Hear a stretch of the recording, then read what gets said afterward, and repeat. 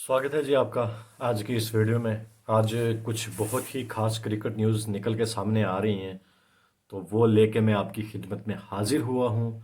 बात करेंगे आज कुछ बहुत ही इम्पोर्टेंट न्यूज़ आ रही हैं क्रिकेट के हवाले से, तो जिसमें आईपीएल के प्लेयर रिटेंशन के हवाले से मैं आपको बताऊंगा, और कुछ बड़े बड़े प्लेयर्स ने कुछ बयान दिए हैं उनके हवाले से बात करूंगा। सॉरी। और उसके बाद बात करेंगे आज इंडिया और ऑस्ट्रेलिया का दूसरा टी20 है त्रिवेंद्रमपुरम केरला में, उसके बारे में बात करेंगे। तो आगे बढ़ने से पहले भाई वीडियो को लाइक कर दें, चैनल को सब्सक्राइब कर दें और साथ लगे बेल आइकन को दबाना ना भूलेगा। तो जी करते हैं आज की इस वीडियो को शुरू। सबसे पहले बात करेंगे कि वसीम अकरम ने क्या कहा है। इंडिया जो ऑस्ट्रेलिया के साथ फाइनल मैच खेला था वर्ल्ड कप का 19 नवंबर को, उस हवाले से वसीम अकरम का क्या कहना वो बताता हूँ आपको मैं। जैसे कि आजकल मतलब जब से वर्ल्ड कप हुआ है, फाइनल हुआ है, केएल राहुल बहुत ही क्रिटिसिज्म के अंदर रहे हैं, क्योंकि केएल राहुल ने एक बहुत ही सुस्त और धीमी पारी खेली थी। तो उस धीमी पारी के हवाले से वसीम अकरम ने कहा है कि जैसे केएल राहुल बैटिंग कर रहे थे, केएल राहुल को इस चीज़ का अंदाज़ा था, उनको पूरा आइडिया था कि नीचे बची हुई कुछ बैटिंग नहीं है। जैसे उसके बाद रविंद्र जडेजा को आना था और उसके बाद पूरी टेल थी, तो उनको इस चीज़ का अंदाज़ा था कि भाई बैटिंग डेप्थ हमारे पास नहीं है, इसलिए उन्होंने सुस्त खेला और धीमा खेला। ये था कहना वसीम अकरम साहब का। तो उसके बाद आगे बढ़ते हैं जी।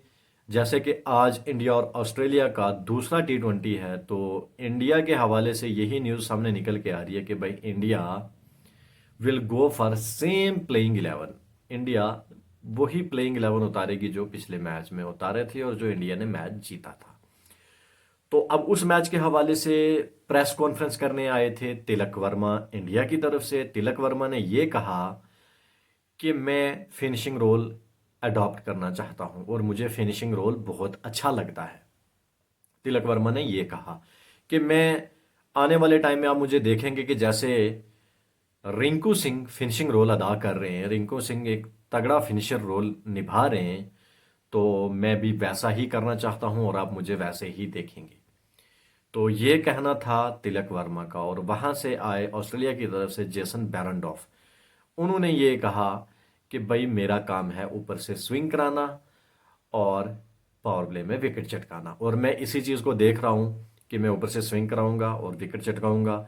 और उन्होंने कहा कि जैसे ईशान किशन और सूर्य कुमार यादव बहुत ही अच्छे बैट्समैन हैं और वो काफ़ी अच्छी निक में लग रहे हैं, तो हमें उनको देख के उनके खिलाफ कुछ स्ट्रैटेजी बनानी पड़ेगी, और उस हवाले से हम काम कर रहे हैं और हम आज उनको कम स्कोर पे रिस्ट्रिक्ट करना चाहेंगे। तो ये कहना था जी जेसन बैरनडॉफ का। और उसके बाद जब ऑस्ट्रेलिया टीम घर पहुंच चुकी है, तो अब वो जाहिर सी बात है कि अब वो डिफरेंट डिफरेंट न्यूज़ चैनल वालों को, अखबार वालों को अब उन्होंने इंटरव्यू तो देने हैं और वो चीज़ें सरगर्म हैं। तो ऐसे ही एक न्यूज़ चैनल को सिडनी सिडनी मॉर्निंग, शायद यही यही न्यूज़पेपर है, उसको इंटरव्यू करते हुए पैट कमिंस ने ये कहा है कि जब मैंने विराट कोहली का विकेट लिया, तो जैसे ही विराट कोहली का विकेट किया तो हम हर्डल में आ गए और मैंने अपने प्लेयर्स को बुला के सबको एकजुट करके मैंने बताया। जैसे ही विराट कोहली की विकेट हुई तो स्टेडियम में सन्नाटा छा गया। मैंने अपने प्लेयर्स को यही कहा कि ये सन्नाटा मुझे पूरे मैच में चाहिए, ये पिन ड्रॉप साइलेंस मुझे पूरे मैच में चाहिए। अगर ये साइलेंस ऐसे ही रही तो हमें मैच जीतने से कोई नहीं रोक सकता। और उसके बाद हमने वही काम किया और उसी प्लान को अपने को एग्जीक्यूट किया और नतीजा आपके सामने रहा। तो ये कहना था जी पैट कमिंस का। और उसके बाद हम बात करेंगे आईपीएल के रिटेंशंस को लेके। आज 26 नवंबर है, तो आज रिटेंशन डे का फाइनल दिन है। आज सभी प्लेयर सभी टीम्स को अपनी अपनी रिटेंशन लिस्ट देनी है, किस टीम ने कौन सा प्लेयर रिलीज करना है, कौन से प्लेयर को रिटेन करना है। ये आज फाइनल डे है, तो आज के दिन ये आ जाएगी। और जैसे ही आएगी मैं आपके साथ पूरी लिस्ट लेके एक बार फिर से आपकी खिदमत में हाजिर हो जाऊंगा, आपको पूरा बताऊंगा किस प्लेयर ने, किस टीम ने कौन सा प्लेयर रिलीज किया है और किन किन प्लेयर्स को रिटेन किया है। जैसे आपको पता है कि हार्दिक पांड्या वापिस आ रहे हैं मुंबई इंडियंस के पास। तो अब आपको लग रहा होगा कि मुंबई इंडियंस के पास हार्दिक आ रहे हैं, तो गुजरात टाइटन में उन्होंने ऐसा क्या किया कि जो गुजरात टाइटन उनको रिलीज करने जा रही है। भाई गुजरात टाइटन उनको रिलीज नहीं करने जा रही है, वो खुद रिलीज होना जा रहे हैं।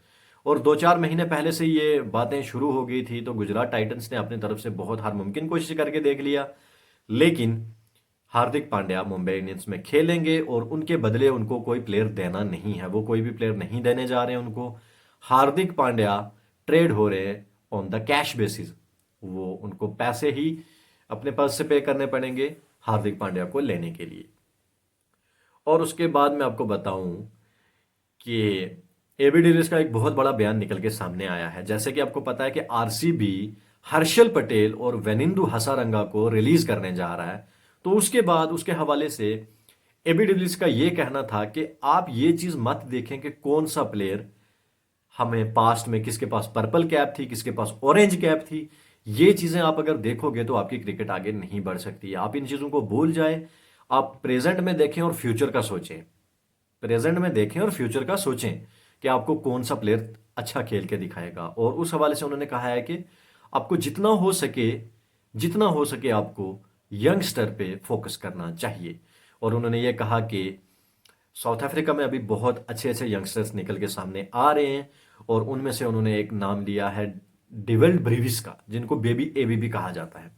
उन्होंने कहा है कि डिवेल्ड ब्रेविस एक बहुत अच्छे पाई के क्रिकेटर हैं, आपको उन जैसे प्लेयर्स को टारगेट करना चाहिए। वैसे तो हमें पता है डिवेल्ड ब्रेविस मुंबई इंडियंस के पास है, अब पता नहीं मुंबई इंडियंस उनको रखेगा या रिलीज करेगा, ये तो आज पता चल जाएगा। तो ऐसे ही कहा उन्होंने एबी डिविलियर्स ने कि आपको फ्यूचर का देख के आपको यंगस्टर पे ट्रस्ट करना चाहिए, और जो आपको रिलीज करने हैं आप रिलीज कर दें, अनडाउटली रिलीज कर लें। डजेंट मैटर के किसके पास पास्ट में ऑरेंज कैप थी, किसके पास पर्पल कैप थी, आप ये चीजें मत देखें, आप प्रेजेंट में देखें और फ्यूचर का सोचें। ये था कहना जी एबी डिविलियर्स का। और उसके बाद नेथन लाइन, उनका एक बयान सामने निकल के आया बेसबॉल को लेके उन्होंने ये कहा है कि जब मैं खेल रहा था तो मुझे तो बेसबॉल दिखी नहीं। जब मैं खेल रहा था, इंजर्ड होने से पहले हमने 2 मैच खेले और हम दोनों के दोनों मैच जीत गए। अब ये बेसबॉल कहां से आया मुझे नहीं पता। अब अगर आप बेसबॉल को इस चीज से कंपेयर करेंगे कि कौन कितना फास्ट खेल रहा है, तो आप ये चीज बिल्कुल भी नहीं भूलेंगे कि हमारे डेविड वार्नर एक सेशन में सेंचुरी कर देते हैं। भाई ये बात सच है। अगर मॉर्निंग सेशन का मैच हो, टेस्ट मैच शुरू होता है, तो मॉर्निंग सेशन में ही डेविड वार्नर सेंचुरी कर देते हैं, उनका ये कहना था। और उन्होंने ये कहा कि ये किसी टिपिकल डिक्शनरी का वर्ड है बेसबॉल, तो ये वहीं पे अच्छा लगता है, ये वहीं पे सजता है। इसके बारे में मैं और इससे ज़्यादा कुछ नहीं कहूँगा। तो जी ये कुछ आ रही थी बड़ी बड़ी क्रिकेट न्यूज़। और उसके बाद एक चीज़ और के जो रूट ने भी, जैसे बेन स्टोक्स बाहर हो गए, आपको सबको पता ही होगा कि बेन स्टोक्स की नी सर्जरी है। वर्ल्ड कप, उन्होंने कहा था कि मैं वर्ल्ड कप खेलने से बाद नी सर्जरी के लिए जाऊंगा। और उसके साथ साथ अब जो रूट ने भी पल्लू झाड़ लिया है आईपीएल 2024 से। उन्होंने कहा है कि अभी हमारी सीरीज आने वाली है वेस्ट इंडीज के खिलाफ, वहां पे ओडीआई और टेस्ट मैच हमने खेलने हैं। तो उसके बाद मैं चाह रहा हूं, मैं देख रहा हूं कि मैं थोड़ा सा रेस्ट की तरफ जाऊं, और मैं कुछ रेस्ट लेना चाहता हूं। काफ़ी पिछले 12 मंथ बहुत हैक्टिक गए हैं और बहुत ही बिजी शेड्यूल रहा, और उसके साथ में अब रेस्ट लेना चाहता हूं, और इसलिए उन्होंने आईपीएल से पुल आउट कर लिया है।